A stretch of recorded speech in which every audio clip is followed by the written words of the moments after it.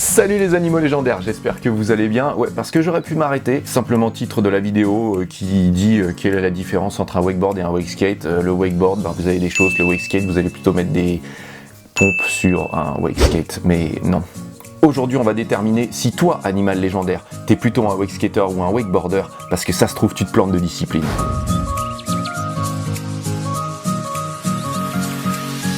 Pense à t'abonner à la chaîne et à mettre un petit like.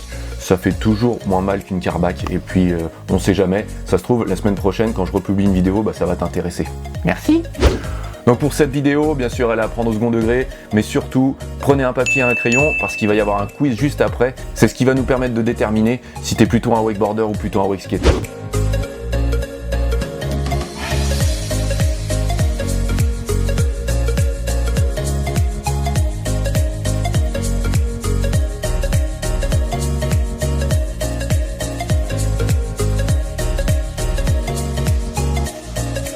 Je sais pas si pour vous, entre le wakeboard et le wakeskate, il y a une grosse différence, mais en tout cas, moi depuis que j'ai posé les pieds sur le ponton, bah, il y a une sacrée différence. À chaque fois que je viens avec un wakeboard, et puis que c'est un wakeskater qui pilote le téléski nautique, il va dire ouais, tu pourrais pas faire un sport d'homme, quoi, un vrai sport, tu vois, pas du wakeboard. Et inversement, quand c'est un wakeboarder qui va piloter le téléski nautique et puis que tu arrives en wakeskate, ils te regardent et puis ils font putain, c'est toi qui vas démonter le plan d'eau à coups de vague comme ça là? Vous l'avez compris, les deux disciplines sont aussi diamétralement opposées que les tempéraments des personnes qui les pratiquent. Donc je vous propose un petit jeu. Vous prenez une feuille, vous faites un trait en plein milieu, donc deux colonnes, wakeboard, wakeskate, et on va déterminer ensemble si t'es plus un wakeskater ou un wakeboarder. Normalement, t'es censé obtenir un score sur 10. Si t'as pas obtenu un score sur 10, il va falloir que tu retournes au collège. Et si vous obtenez plus, vous mettrez en description que c'est moi qui dois retourner au collège. Alors voici mes 10 théories. Les théories du Dahu.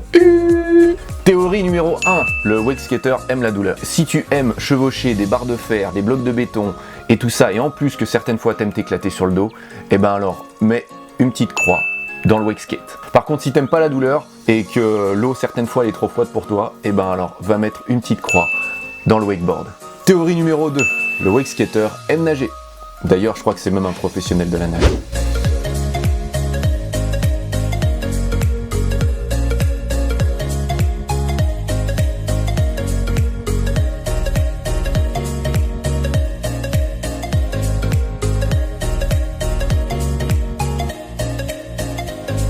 Donc si tu sais faire plus d'un tour de lac, ou alors que tu détiens même le record de tours de ton home spot, et ben mets une croix dans la colonne wakeboard.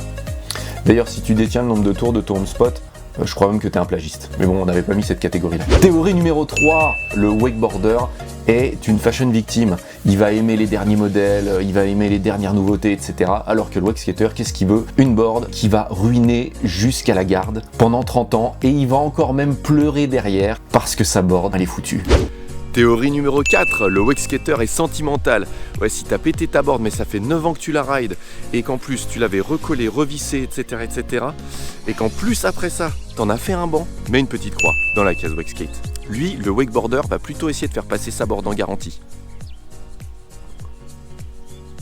Ce qui nous amène à la théorie numéro 5, le wakeskater n'a pas d'argent. Ouais, en fait, bon, c'est un peu tiré par les cheveux. Mais ce que je veux dire, c'est que du coup, comme une board lui suffit, je me disais que du coup, il avait pas d'argent. Et bah, si toi aussi t'as pas d'argent, mets une croix dans la case wakeskate. Théorie numéro 6. Si tu aimes le rockabilly, le death metal, le punk, et que tu supportes pas la musique de tes potes, t'es plutôt un wakeskater. Par contre, si vraiment tu supportes la musique de tes potes et que t'aimes un peu tout, et ben tu vas directement me mettre une petite croix dans la colonne wakeboard. Théorie numéro 7, si tu passes devant tout le monde au ponton, tu es impoli? Non, t'es un wakeskater, donc tu vas mettre une petite croix dans le wakeskate. Si tu passes pas devant, et ben tu mets une croix dans la case wakeboard. Théorie numéro 8, si tu mets 3 heures à te préparer et qu'il te manque un accessoire lorsque tu arrives sur l'eau, par exemple, je sais pas moi, tes écouteurs ou ta GoPro ou quelque chose comme ça, c'est que t'es un wakeboarder. D'ailleurs, même si tu trouves que l'eau est trop froide, c'est que t'es un wakeboarder. Donc, va me mettre une petite croix dans la case wakeboard. Sinon, dans la case wakeskate. Théorie numéro 9. Si à toi tout seul, tu démontes le plan d'eau en entier et que tu fais des vagues à mort et que certaines fois tu dois faire même des trous que tu dois revenir boucher plus tard, t'es un wakeskater. Je sais pas si ça vous arrive, quand on passe derrière un wakeskater, ça fait des espèces de vagues, c'est assez chiant pour un wakeboarder. Alors du coup, quand je vois que le plan d'eau est vraiment démonté, je prends mon wakeskate, comme ça, on va finir par avoir un bon swell et puis on va venir faire du surf par la suite. Théorie numéro 10. Cette fois-ci, ça marche. Si tu penses être un wakeskater ou un wakeboarder et que tu as plus de points dans l'autre catégorie, tu mets une croix dans le wakeskate. Et puis, dans tous les cas, tu mets une croix dans le wakeskate. Donc normalement, tu dois avoir un résultat sur 10 que je t'encourage à partager en commentaire de cette vidéo. Comme ça, on saura s'il y a plus de wakeskaters que de wakeboarders ou inversement. De mon côté, je voulais juste passer un petit message à mes copains du wakeskate, du wakeboard, etc.